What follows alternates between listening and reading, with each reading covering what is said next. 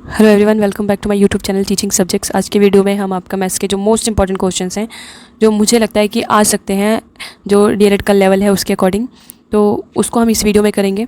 इनको आप अच्छे से देख लेना। मैं ट्राई करूँगी कि जो भी 13 पेजेस की पीडीएफ है, मैं एक ही क्लास में इसको पूरा सॉल्व करवा सकूँ। ओके, तो हम स्टार्ट करते हैं। वैसे तो मैं इसको प्रॉपर पेन पेपर से सॉल्व करना चाहिए, पर भी इतना टाइम नहीं है कि मैं वो सब आपको बहुत अच्छे से डिटेल में करवा सकूं। फिर भी जो मोस्ट इंपॉर्टेंट क्वेश्चंस हैं वो मैं आपको करवाऊंगी, ताकि आपका एग्ज़ाम अच्छा जाए। और अगर ऐसा क्वेश्चन कोई आता है तो आप छोड़े ना उसको। ओके, तो इसको देखना है कि देखो, जब एचसीएफ और एलसीएम आपका क्वेश्चन आएगा, तो एचसीएफ और एलसीएम कैसे निकालते हैं ये आपको पहले तो पता होना चाहिए। तो मैं आपको पहले एचसीएफ और एलसीएम निकालना बताती हूँ। हम पहले एक वाइट पेपर ले लेते हैं, ठीक है। देखो, जैसे ये वाइट पेपर है, इसमें आपको बोलता है एलसीएम निकालना। तो एलसीएम निकालना बहुत इजी होता है। बोल देगा कि 2, 6, 12 का एलसीएम निकालो। तो इसको आप कैसे निकालेंगे? यहाँ पे 2 एकम 2, 2 3 6, 6 12। फिर इसको 2 से फिर से कर सकते हैं। ये 1 आएगा, ये 3 आएगा, और 2 3 6, और फिर ये 3 आएगा, तो 1 1 हो जाएगा। तो इसका जो एलसीएम है वो कितना है? 2 गुणा 2 गुणा 3 जो है एलसीएम है। ओके, 3 दूनी 6, 6 दूनी 12, 12 क्या है इसका? एलसीएम। एल से निकालते हैं एलसीएम, लीस्ट कॉमन फैक्टर। अब इसे बोलता है कि एचसीएफ निकालो 2, 6 और 12 का। एचसीएफ 2, 6 और 12 का, 2, 6 और 12। इसका भी सेम ऐसे ही तरीके से निकालना है। एचसीएफ में क्या होता है कि हाईएस्ट कॉमन फैक्टर, मतलब ऐसा कौन सा फैक्टर जो तीनों में आ रहा हो। अब इसको मैं अगर करूँगी तो 2 एकम 2, तो इसमें 1 आया। इसको करेंगे तो 2 4 2 3 6 और 3 एकम 3। इसको करूँगी तो 2 6 12, 2 3 6 और 2 3 एकम 3। तो इसमें आप देखोगे कि तीनों में कौन सा जो नंबर है वो आ रहा है। तो अब देखोगे यहाँ 2 है, यहाँ भी 2 है, यहाँ भी 2 है। तो एक हमने 2 ले लिया कि 2 आ रहा है। अब यहाँ 3 है, यहाँ भी 3 है, लेकिन यहाँ पे 3 नहीं है। फिर यहाँ 2 है, और यहाँ ना, यहाँ 2 है और ना इधर 2 है। तो आपका जो एचसीएफ होगा वो क्या होगा? एचसीएफ हो जाएगा आपका 2। ओके, ऐसा तो निकलता है आपका एचसीएफ और एलसीएम। अब यहाँ पे आपका क्वेश्चन बोलता है कि 2 संख्याओं का रेशियो दे देगा, और बोलेगा कि इसका एचसीएफ इतना है। बोलेगा 2 संख्याएं हैं, उनका रेशियो 4:5 है, और एचसीएफ है वो 8 है। तो एलसीएम बताओ। तो ऐसे में आपको क्या करना होगा? सीधा सीधा कि ये देखो, आपको लिखना होगा 4। वो दोनों एलसीएम निकालने के लिए आपको ध्यान देना है। जब इधर एलसीएम हो, ये एम है, ओके, एलसीएम निकालना हो तो तीनों को, 4 को और 5 को और ये 8 को, इनको मल्टीप्लाई कर दो, जो आएगा वही आपका एलसीएम होगा। ओके, अब यहाँ पे एचसीएफ होता, एचसीएफ बोल देता निकालने के लिए। तो आपको क्या करना होता है? यहाँ पे एलसीएम लिखेंगे। आपको यहाँ पे एलसीएम लिखते, एलसीएम मान लेते हैं। जैसे कि इसमें एलसीएम 160 है ना, तो यहाँ पे आपको क्या करना होता? 4 गुणा 5 करते, गुणा में एचसीएफ करते, और यहाँ एलसीएम 160 करते। तब इसको आप सॉल्व करते तो आपका एचसीएफ निकल जाता। मीन्स ध्यान देने की चीज़ ये है कि जब एलसीएम बोले तो तीनों को गुणा कर देना है, और जो चीज़ यहाँ पे उसको वहाँ पे पुट कर देनी है। कभी एलसीएम देगा, कभी एचसीएफ देगा, तो आपको सॉल्व करना होगा। नेक्स्ट क्वेश्चन में ऐसे पूछ सकता है कि ये 2/3 है, 8/9 है, 6 64/81 है, और 10/27 है। तो एचसीएफ और एलसीएम निकालो। तो इसमें आपको क्या करना होता है कि ऊपर वाले जो नंबर हैं इनका आपको निकालना होगा एचसीएफ। एचसीएफ कैसे बताया था मैंने? 3 पार्ट में ऐसे करके, 2 का, 8 का और 64 का, ठीक है, ये निकालोगे। और नीचे वाले का एलसीएम निकालना होगा आपको। 3 का, 3 9 81 और 27, ऐसे करके इनका एक साथ जो एलसीएम निकालते हैं वो निकालना होगा। ओके, जब भी बोले एचसीएफ निकालने के लिए तो आपको क्या करना है? ऊपर वाला एचसीएफ निकालना है, जो बोलता है उसको ऊपर रखते हैं, और नीचे वाला एलसीएम हो जाता है। वहीं पे अगर आपको बोल देता है कि एलसीएम निकालो, बोलेगा कि इस नंबर का एलसीएम निकालो, बट्टे में जब दे रहा हो तो क्या करना है आपको? ऊपर वाला एलसीएम निकलेगा, ऊपर वाले नंबर का एलसीएम निकालना है, और नीचे वाले का एचसीएफ। जो बोल रहा हो वो ऊपर निकालना है, और नीचे उसका अपोजिट वाला हो जाएगा आराम से। ओके, अगर एचसीएफ बोल रहा है तो ऊपर वाले का एचसीएफ निकाल के नीचे वाले का एलसीएम निकाल दो, और अगर एलसीएम बोल रहा है तो ऊपर वाले का एलसीएम निकाल के नीचे वाले का एचसीएफ निकाल के यहाँ रखा दो। बस इतना ही करना है इसमें। नेक्स्ट क्वेश्चन बोल देगा कि 2 नंबर आपको देगा, बोलेगा एक नंबर 189 है, और दूसरा नंबर पता करने के लिए बोलेगा, और बोलेगा कि एलसीएम इतना है और एचसीएफ इतना है। तो वो जो नंबर है वो बताओ कौन सा है। तो आपको ध्यान देना है कि 2 संख्याओं का गुणा एलसीएम और एचसीएफ के गुणे के बराबर होता है। ओके, जैसे यहाँ पे मैंने आपको दिखाया था कि 2 संख्याओं का रेशियो दे रखा था, है ना, रेशियो दे रखा था। तो यहाँ पे क्या, वो पूरा का पूरा नंबर दे रखा है, कोई रेशियो नहीं दे रखा, वो पूरा नंबर दे रखा है। तो आपको देखना है कि 2 संख्याओं का गुणा उनके एलसीएम और एचसीएफ के गुणा के बराबर होता है, ये ध्यान देना है। तो संख्या कौन सी है? एक है 189, तो यहाँ 189 लिखा। इंटू में बी संख्या में नहीं पता, और 279 इंटू 27 क्या है, इसको सॉल्व करेंगे तो आपका आ जाएगा संख्या बी संख्या आपकी आ जाएगी 297। ओके, ऐसे क्वेश्चंस आपको दिख जाएंगे, ये बहुत ईजी वाले हैं, और इनके टाइप्स यही आज पूछेगा। अगर पूछता भी है तो। उसके बाद ये ऐसे क्वेश्चन दे देगा, बोलेगा कि 2 3 4 5 6 से भाग देने पर, मतलब वो छोटी छोटी संख्या ज्ञात कीजिए जिसको 2 3 4 5 6 से भाग देने पर शेषफल 1 बचे। छोटी से छोटी संख्या बोले मतलब कि आपको निकालना है LCM। ओके, LCM निकालना है। तो LCM तो बता दिया मैंने कैसे निकालते हैं, 2 3 4 5 6 को ऐसे लिख के, और आपको पहले 2 से करके देखना है, फिर 3 से, फिर 4 से, फिर 5 से, जिससे कटता जाए उससे काट के एंड में आपको एक एक एक लाना होता है। फिर ये जो नंबर होते हैं, देखो जैसे ये जो नंबर होते हैं इनको यहाँ रख लिखेंगे और इनको गुणा करके लिख देंगे कि ये क्या है 60 आया इनको गुणा करने पे। इसने बोला है कि शेषफल 1 बचे, तो मैं जमा कर दूंगी 1, तो ये हो जाएगा 61। अब अगर मैं सिर्फ 60 रखती तो वो सारे इसको कट कर देते, लेकिन मैंने +1 इसलिए किया है ताकि एक शेषफल बचे। तो जब भी ऐसे बोले कि एक शेषफल बने या 2 शेषफल बचे या 5 शेषफल बचे, तो आपको एंड में वो नंबर बस जोड़ देना होगा और कुछ नहीं करना होगा। वैसे तो ये नहीं देगा आपको, जो पहले टाइप बताया वही देगा। उसके बाद बोल रखा है कि बड़ी से बड़ी संख्या बताओ जिसको भाग देने के बाद 2 बचे, 3 बचे, 4 बचे। जब ऐसे बोल दे बड़ी से बड़ी संख्या मतलब कि HCF, ध्यान देना है इसमें, HCF निकालने के लिए तो आपको क्या करना होगा, इन तीनों जो संख्याएं हैं इनमें से पहले इनके जो बचने वाले शेषफल हैं उनको निकाल देना है। कैसे कि मैंने 38 लिखा, ये 38 लिखा, माइनस कर दिया, 38 का ये है, 45 का ये है और 52 का ये है, तो इसमें से इनको माइनस कर देना है। 38 में से 2 को माइनस किया, 45 में से 3 को माइनस किया और 52 में से 4 को माइनस किया, तो ये नंबर आएंगे। अब इन्हीं का हम क्या निकाल देंगे, HCF। इनका ही हम HCF निकाल देंगे तो हमारा आंसर आ जाएगा कि इन संख्याओं को, अगर इन संख्याओं को हम भाग देंगे तो ये बचेगा, ऐसे आ जाएगा आंसर। तो HCF इसका क्या होगा, 6। नेक्स्ट नंबर सिस्टम में आपके जो भी क्वेश्चन होंगे उसमें ध्यान दे देते हैं कि 0 की जो प्लेस वैल्यू होती है और फेस वैल्यू होती है वो हमेशा 0 रहती है। अब प्लेस वैल्यू और फेस वैल्यू क्या होता है, प्लेस वैल्यू कि आप कौन सी जगह पे हैं, जैसे 2 3 9 0 में 3 की प्लेस वैल्यू क्या है, 3 को नीचे लिखना है और जितने दूरी तक है उतना 0 लगा दो, तो 3 की प्लेस वैल्यू कितनी है, 300। वही 9 की प्लेस वैल्यू पूछेगा तो आपको क्या करना होगा, जैसे लिख लेते हैं, जैसे 2 9 8 5 3।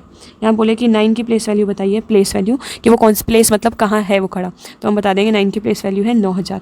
वहीं अगर बोले 9 की फेस वैल्यू क्या है, तो 9 की फेस वैल्यू 9 ही रहेगी, 8 की फेस वैल्यू 8 ही रहेगी, 5 की फेस वैल्यू 5 रहेगी और 3 की फेस वैल्यू 3 रहेगी। मतलब वो चीज़ जो उसका खुद का नाम है वो हमेशा सेम रहेगा, उसकी जगह बदल जाती है। जैसे आप कभी घर पे हो, कभी स्कूल में हो, कभी कॉलेज में हो, लेकिन आपका नाम हर जगह सेम रहेगा, बस आपका प्लेस बदल जाएगा। जब प्लेस बदलता है तो आपको वो नंबर एग्जैक्ट नीचे रख के पीछे तक 0 0 लगा देते हैं, तो उसका प्लेस वैल्यू होता है। और फेस वैल्यू वो नंबर खुद उसका क्या नाम है वो उसको कहते हैं। ओके, उसके बाद इसमें बोलेगा कि 0 एक सम संख्या है, फिर नेक्स्ट है 1 ना तो अभाज्य है ना ही भाज्य संख्या है, 1 जो है यूनिक नंबर होता है। नेचुरल नंबर कौन से होते हैं, 1 2 3 4 से लेकर इन्फिनाइट तक सारे नेचुरल नंबर हैं। होल नंबर क्या हो जाएंगे, होल नंबर मतलब संपूर्ण नंबर, जिसमें हम 0 से भी काउंट करेंगे, 0 1 2 3 4 5, वो सारे होल नंबर होते हैं। पूरा सबको काउंट करना। उसके बाद इवन सम संख्याएँ होती हैं आपकी 2 4 6 8, और संख्या होती हैं 1 3 5 7। ओके, उसके बाद आपका है अभाज्य संख्याएं। अभाज्य संख्याएं जो होती हैं वो एक या खुद से भाग हो रही होती हैं। इसमें आपको ध्यान देना है, सीधे सीधे क्वेश्चन पूछता है। पहली 10 अभाज्य संख्या कौन सी हैं, 2 है, 3 5 7 11 13 17 19 23 और 29। ओके, ये हैं आपकी प्रथम 10 अभाज्य संख्याएं। अब इसमें पूछता है कि 1 से लेकर 30 तक कितनी अभाज्य संख्याएं हैं। ये देखो 1 से लेकर 30 तक है ये। 1 से लेकर 30 तक में अभाज्य संख्याएं कहाँ से स्टार्ट होती हैं, 2 है, 3 है, 5 है, ये पूरी 29 तक है। तो 1 से लेकर 30 तक कितनी अभाज्य संख्याएं होती हैं, 10, 1 से 50 तक 15, 1 से 100 तक 25 अभाज्य संख्याएं होती हैं। ओके, याद रखना है। उसके बाद है आपका कि भाज्य संख्याएं जो अन्य से विभाजित हो जाती हैं उन्हें भाज्य संख्याएं कहते हैं। असभाज्य संख्याएं जो आपस में नहीं कटती, जैसे 4 और 9 का आपस में कोई रिलेशन नहीं है ना, ये एक दूसरे के पहाड़े में नहीं आते। 14 और 15 का कोई रिलेशन नहीं है, ये भी एक दूसरे के पहाड़े में नहीं आते। और 21 और 25 का भी कोई रिलेशन नहीं है। पूर्णांक होते हैं, पूर्णांक इन्फिनाइट से माइनस इन्फिनाइट से लेकर -5 -4 मतलब -1 0 +1 और 1 इन्फिनाइट तक का होता है। मतलब पूरा माइनस इन्फिनाइट से लेकर प्लस इन्फिनाइट तक का पूरा पार्ट। परिमेय संख्याएं आपको पता है, जिनको m/n/p/q ऐसे लिखते हैं। यहाँ पे q is not equal to 0, वैसे ही n is not equal to 0 होता है। ओके, ये सारी आपकी क्या हैं, परिमेय संख्याएं हैं। अब परिमेय संख्याएं होती हैं आपकी जो रूट के अंदर आ जाएंगी, माइनस हो जाएगी। ओके, वास्तविक रियल नंबर से सारे रियल नंबर्स होते हैं। और इमेजिनरी नंबर अवास्तविक संख्या यही माइनस में, अंडर रूट माइनस में 3, माइनस में 7, ऐसे वाले नंबर होंगे। ये कुछ फार्मूलाज हैं जो आपने अभी तक पढ़े भी होंगे कि 1 से 1 जमा यहाँ से 1 जमा 2 जमा 3 n तक जोड़ेंगे तो n+1/2 होता है। 1 का स्क्वायर, 2 का स्क्वायर, 3 का स्क्वायर तो n+1, 2n+1/6 से फार्मूला है। ऐसे बोल देता है कि 1 से लेकर 10 संख्याओं का जोड़ बताइए, तब उसमें ये फार्मूलाज लगते हैं। ओके, इस पे इतना फोकस करने की ज़रूरत नहीं है, इसमें शायद ही आया, आपका इतना नहीं लगता मुझे। बस आपको फार्मूला पता होना चाहिए, अगर आ जाता है तो आपको कैसे सॉल्व करना है। नेक्स्ट में यहाँ पे कि पूछता है कि 2 लगातार संख्याओं के वर्गों का अंतर जो है 39 है।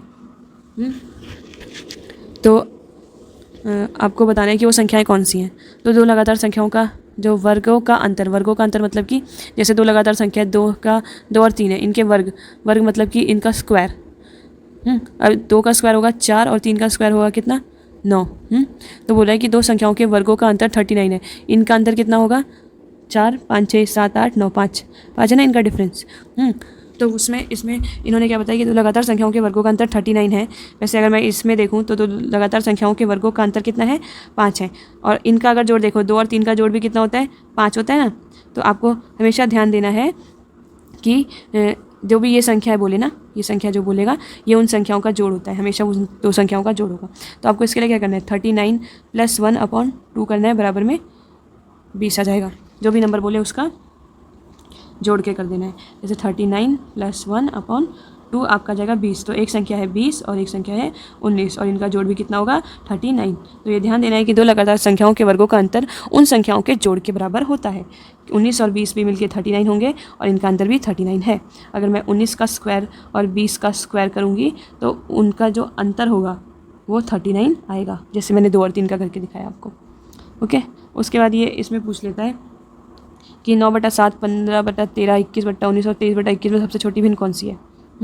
जब देखो आपको दे रहा हो डिफरेंस सेम दे रहा हो, यहाँ डिफरेंस कितने, 2 2 2 का है, सेम है, तो ऊपर नीचे तो जो अंश बड़ा है वह छोटी भिन्न होगी और जो अंश छोटा है वो छोटी भिन्न होगी। मतलब इसमें आप देखो कि इनमें डिफरेंस सेम है, 9 और 7 में सेम डिफरेंस, 15 और 13 में 2 2 2 2 2, 3 चारों में 2 2 का डिफरेंस आ रहा है संख्याओं में, है ना।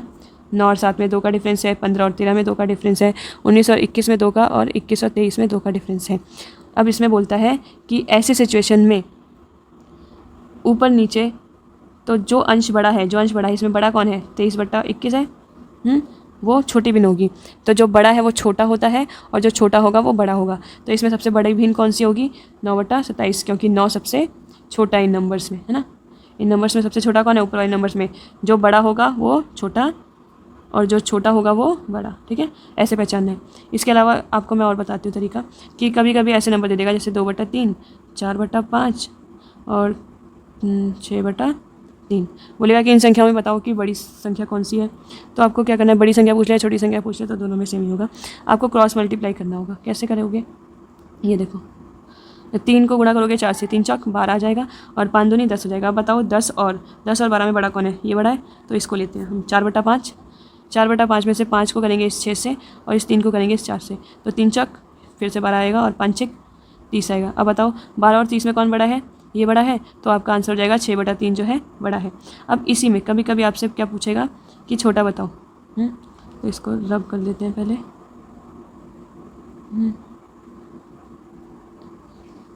जब छोटा बोले तो आपको छोटे वाले को ढूंढना होता है इसमें। 2/3, 4/5, 6/3, 2/3 दोबारा लिख लेती हूँ, 2/3, 6/3, 2/4। मानो ये संख्या। इसमें बोलेगा कि आप छोटा बताओ, बड़ा तो मैंने बताना सिखा दिया आपको। अब बोलेगा कि छोटा बताओ, तो क्या कैसा करोगे, इसको इससे गुणा और इसको इससे गुणा करोगे। 3 दूनी 6 और 6 तियाँ 18। अब 6 और 18 में कौन छोटा है, जब छोटा ढूंढना हो आपको तो छोटे वाले को लेके चलेंगे। ये वाला छोटा है ना, 6 छोटा है, तो 2/3 और जो है 2/4 इनका क्रॉस मल्टीप्लाई करेंगे। 3 दूनी ये 6 आ गया और 4 दूनी ये 8 आ गया। 8 और 6 में कौन छोटा है, 2/4 छोटा है। इसका मतलब ये वाला जो भिन्न है वो छोटा है। ऐसे आपको छोटा बड़ा पूछ सकता है। नेक्स्ट क्वेश्चन सिम्प्लीफिकेशन का है और ये तो इसमें आपको बोलेगा कि इनका जोड़ बताओ, 1/2 जमा 1/6 जमा ऐसे करके और 1/42। ऐसे में आपको क्या करना है, आपको देखना है कि ये कैसे बढ़ रहा है नंबर। यहाँ पे अगर मैं 1 गुणा 2 करूँ तो क्या आएगा 2, और 2 गुणा 3 करूँगी तो क्या आएगा 6, फिर 3 गुणा 4 करेंगे जैसे 1 2 2 3 3 4 4 5, ऐसे बढ़ रहा होगा ये सीक्वेंस। ठीक है, तो जब ऐसे सीक्वेंस बन रहा हो, 1 के बाद 2, 2 के बाद 3, 3 के बाद 4 ऐसे, तब आपको क्या करना है, आपको ये जो है ऐसे नंबर लिख लेना है। जो आगे वाला है ये 1, आगे वाला क्या है, ये वाला जो 1 है वो लेना है, और इसमें इसके कितने पार्ट होंगे, 6 और 7 के पार्ट होंगे। ओके, तो इसका ये पीछे वाला लेना है 1/7, 1/7 इसको माइनस करेंगे तो आपका आ जाएगा 6/7। या ये भी आपको नहीं करना, तो आपको सीधे करना है कि अगर ये 1 × 2 ऐसे इस लाइन से बढ़ रहा है तो इसके टुकड़े करेंगे हम, 6 × 7 होगा, इसके ऊपर 1 लिख दो और इसके ऊपर भी 1 लिख दो। अब इसको उल्टा कर दो, 6/7 कर दो सीधे। जो लास्ट वाला है उसके जो 2 टुकड़े करोगे आप गुणा करने वाले, तो उसको उल्टा करके लिख देना है 6/7, आपका आंसर आ जाएगा। नेक्स्ट, जब ऐसा वाला सिंप्लीफिकेशन बोले कि 1 1/2 जमा 11 1/2 जमा 1 1 1 1/2, तो इसमें क्या करना है, नंबर को एक साइड रख लो। ये जितने भी नंबर है, प्रॉपर नंबर जो है उनको एक साइड कर लो, और जो बट्टे वाले जो है एक साइड जोड़ देने हैं। ठीक है, इनको जोड़ोगे तो ये आधा और आधा कितना हो जाएगा, 2, आधा आधा, ये 1 आधा आधा 1 और 1 1 2, तो ये 2 आ गया, ये 2 आ गया, कलर चेंज कर लेते हैं, ये 2 आया, और इन सबको जोड़ने के बाद 1 2 3 4 आ गया, तो इनको जोड़ेंगे तो आ जाएगा आपका 1236। ठीक है, नेक्स्ट देखो, अब आपका जब ऐसा फिर से आ रहा है, सेम ऐसे क्वेश्चन आता है, तो वही नंबर्स को एक साथ जोड़ लो और बाकी के पार्ट को 1/2 जमा 1/4 जमा 1/8 है, इसको आपको नीचे का एलसीएम निकाल के सॉल्व करते हैं, जैसे वैसे सॉल्व कर देना है। नेक्स्ट है डिविजिबिलिटी रूल। तो डिवाइड करने का जो रूल है उसमें 2 से डिवाइड होगा, कब होगा, जब उसके लास्ट का जो डिजिट है वो 2 4 6 8 ऐसे हो। ओके, 4 से डिवाइड होने का क्या है रूल, कि लास्ट के 2 डिजिट जो है वो 4 से पूरे भाग हो, तो वो पूरा नंबर 4 से भाग हो जाएगा। 8 से डिवाइड का रूल है कि लास्ट के 3 नंबर अगर 8 से डिवाइड हो जा रहे हैं, इसका मतलब वो पूरा नंबर 8 से डिवाइड हो जाएगा। 6 का रूल है कि अगर वो नंबर 2 और 3 दोनों से डिवाइड हो रहा है तो वो पूरा 6 से डिवाइड हो जाएगा। जैसे कि मैं एग्जांपल लेती हूँ, 12 जो है 2 से भी डिवाइड हो रहा है पूरा, और 3 से भी पूरा डिवाइड हो रहा है, इसका मतलब ये 6 से भी डिवाइड हो जाएगा। ठीक है, वैसे आता है 11 से डिवाइड का रूल, ये पूछता है ज़्यादातर। तो इसमें आपको देखना है कि ये नंबर है 1 2 6 5। ओके, इसमें आपको ये दोनों एक एक का गैप करके नंबर उठाने होते हैं, तो इनका आप जोड़ करोगे, 6 और 1 7, और 5 और 2 5 6 7। तो जब देखोगे कि इनका आंसर 0 या 11 है, जैसे 7 में 7 माइनस किया मैंने तो 0 आया, या इसका आंसर 11 आए, तो ये जो है संख्या पूरी की पूरी 11 से डिवाइड हो जाएगी। 3 के डिवाइड का रूल है कि उन नंबर्स को जोड़ के, जैसे 243 दे रखा है ना, इसमें देखो 243 है, 243 है। अब पता करना है कि ये 3 से डिवाइड होगा या नहीं, तो इसमें हम करेंगे 2 जमा 4 जमा 3, इन नंबर्स को जोड़ेंगे, कितना आएगा आपका 4 5 6 7 8 9 आया। क्या ये 9 3 से डिवाइड हो जाएगा, यस हो जाएगा, इसका मतलब ये पूरा नंबर भी 3 से डिवाइड हो जाएगा। उसके बाद 9 से डिवाइड का क्या रूल है कि जितने नंबर हैं वो 9 से डिवाइड हो जा रहे हैं, तो वो पूरा नंबर जो है 9 से डिवाइड हो जाएगा। जैसे कि 1 8 7 2 को जोड़ेंगे तो 18 आएगा, और 18 9 से डिवाइड हो जाता है। ठीक है, इसके बाद आपका ऐसे आएगा रेशियो प्रोपोर्शन में। रेशियो प्रोपोर्शन में इससे ज़्यादा डिफिकल्ट क्वेश्चन नहीं दे सकता। जैसे बोलेगा कि ए जो है, ए बी सी का रेशियो इतना दे रखा है 3 2 6, और बोल रहे हैं सी डी ई का रेशियो 2 1 2 है। तो बताओ कि A B C D E का अनुपात क्या होगा, इनका रेशियो क्या होगा। तो इसमें आपको क्या करना है, आप ऐसे लिखोगे A B C D E तक दिया ना, A B C D E है ना। तो ए के नीचे लिखोगे आप जो ए का दे रखा है, ए का 3 है, बी का 2 है, सी का 6 है, तो लिखोगे 3 2 6 डॉट डॉट डाल के। उसके बाद यहाँ देखना है कि सी का 2 है, तो यहाँ पे सी का 2 बार आया तो 2 लिखेंगे, फिर डी का 1 है 1, और ई का 2 है, ऐसे ऐसे आपको लिखना है। ओके, जो खाली है उसकी जगह आपको यही संख्या बढ़ा देनी है। 6 है तो यहाँ 6 6 बढ़ा दिया, यहाँ पे ये 2 था तो इसके साथ भी 2 2 लिखेंगे, 2 2। अब इसको आपस में मल्टीप्लाई करेंगे, 6 दूनी 12, और 6 और 1 6 कम 6, फिर यहाँ डॉट लगाएंगे, फिर ये 6 दूनी 12, उसके बाद फिर डॉट लगाएंगे, 2 और 2 4, फिर डॉट लगाएंगे, और फिर 3 और 2 6, 3 दूनी 6। तो आपका क्या आया, आपका आया यहाँ पे, कलर चेंज करके बताते हैं, आपका रेशियो यहाँ पे निकल रहा है 6:4:12 सॉरी ये 12 नहीं है, हाँ 6 4 12, फिर 6 आया, फिर से 6 आया है, फिर से 6:12 आया है। ओके, ये अनुपात अभी आपको इसमें दिख नहीं रहा होगा, आपको क्या करना है, इसको काटना है, ये 2 के फाड़े से कट जाएंगे, तो आएगा 2 3 6 अनुपात 2 दूनी 4 अनुपात फिर 2 6 12 अनुपात फिर 2 3 6, ये कटेगा, फिर 2 6 12, तो ये आपको दिख रहेगा 3 6 3 2 6 और 3 6, ये आपको दिख रहेगा ये 3 2 6 और 3 6, ये वाला दिख रहा है ना। तो ये वाला जो है आंसर हो जाएगा आपका, ठीक है, ये आपका आंसर हो जाएगा, आंसर नंबर 4। कि अब जब आपको रेशियो में बांटने के बाद अगर आपको वो नंबर दिखता है कि किसी कॉमन नंबर से वो डिवाइड हो सकता है, कट जाएगा, तो उसको काट देंगे, क्योंकि सबसे छोटा रेशियो मतलब सबसे छोटा अंक की उसे और ना काटा जा सके। जैसे इसको है, अब ये तीनों, ये जो भी 4 डिजिट हैं, 4 नंबर हैं, ये आपस में नहीं कटेंगे, है ना। किसी के पहाड़े में ये सारे नंबर नहीं आते, 3 आएगा तो 2 नहीं आएगा, और यहाँ पे एक बस 2 ही है, अगर 2 नहीं होता तो ये फिर भी कट जाते एक बार। और नेक्स्ट आपको एक बोर्ड मास का क्वेश्चन पूछेगा, ठीक है, बोर्ड मास का।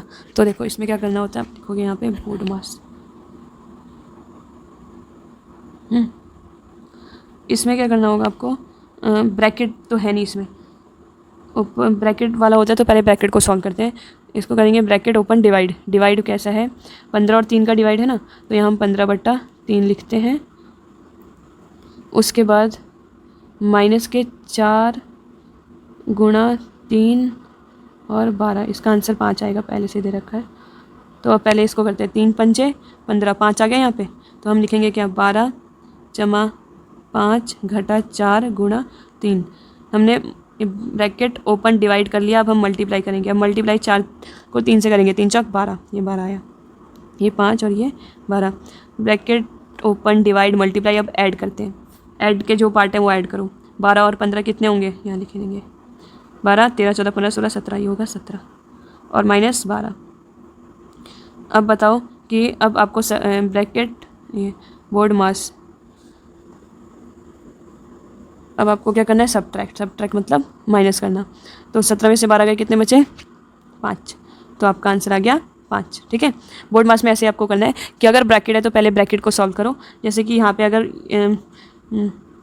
ये वाला पार्ट, जैसे 12 जमा 3 ऐसे ब्रैकेट में देता, और फिर जमा 15 डिवाइड 3 -4 × 5 ऐसे देता ना, तो आपको पहले 12 और 3 को जोड़ना होता, ब्रैकेट वाले को पहले सॉल्व करना है। अगर ब्रैकेट में भी प्लस माइनस डिवाइड कुछ आ रहा है तो उसमें भी बोर्ड मास लगा के इतने पार्ट में फिर पहले इसको सॉल्व करना है। तो 12 और 3 कितना होगा, 12 13 14 15 हो जाएगा, ये 15 आएगा, जमा में 15/3 इसको करेंगे तो यहाँ पे कितना आ जाएगा आपका, 5 आ जाएगा। तो इसको हम यहाँ 5 लिख देते हैं डायरेक्ट।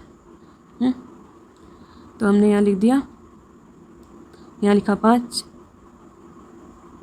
तो यहाँ लिखेंगे 5 और माइनस करेंगे 4 × 5। तो ब्रैकेट ओपन डिवाइड कर लिया, मल्टीप्लाई करेंगे अब, 5 चौक 20, तो यहाँ पे हम लिखते हैं 20, इसको यहाँ से कर देते हैं 20, ओके, ये हो गया आपका 20।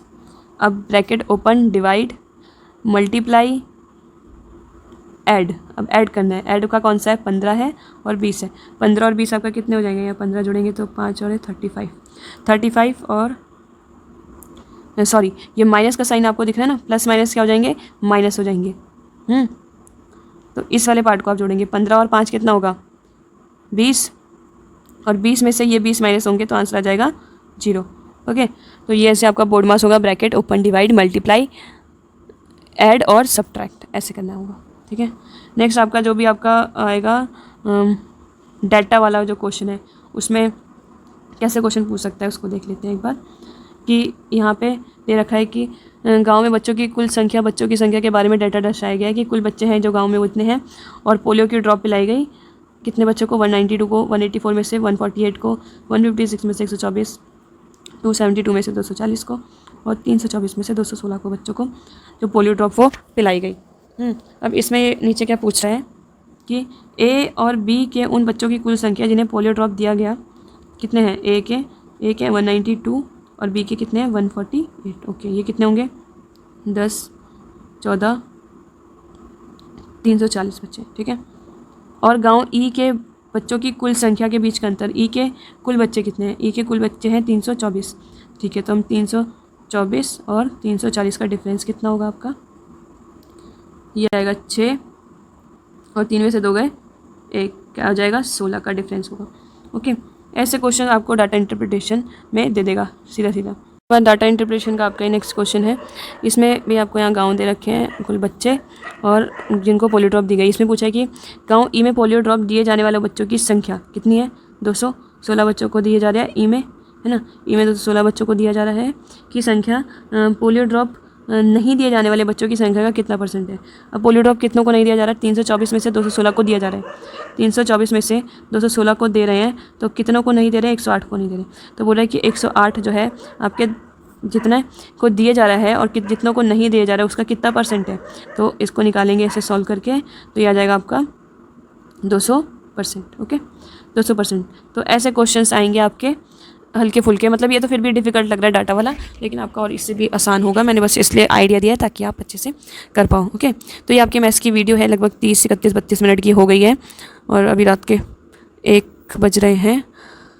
मैंने सोचा आपका टॉपिक कंप्लीट करवा दूं ताकि आप अच्छे से पेपर में परफॉर्म कर पाओ। ओके, मैथ्स का जितना मैंने बताया इतना कर लो, इनसे रिलेटेड ही क्वेश्चंस बनेंगे क्योंकि ये बहुत इजी वाला था। ओके, ज़्यादा डिफ़िकल्ट तो नहीं आएगा आपके पेपर में, बस आपको आइडिया हो इसलिए मैंने ये वीडियो बनाया इतना टाइम लगा के। और रीजनिंग की भी वीडियो आपको मिल जाएगी। बाकी जो मोस्ट इंपॉर्टेंट 1000 क्वेश्चंस हैं उनकी भी वीडियो 200 के क्वेश्चंस के सेट में मैं आपको प्रोवाइड करवा दूँगी। जितना मेरी तरफ से हेल्प होगी मैं आपकी करूँगी। Okay, thank you.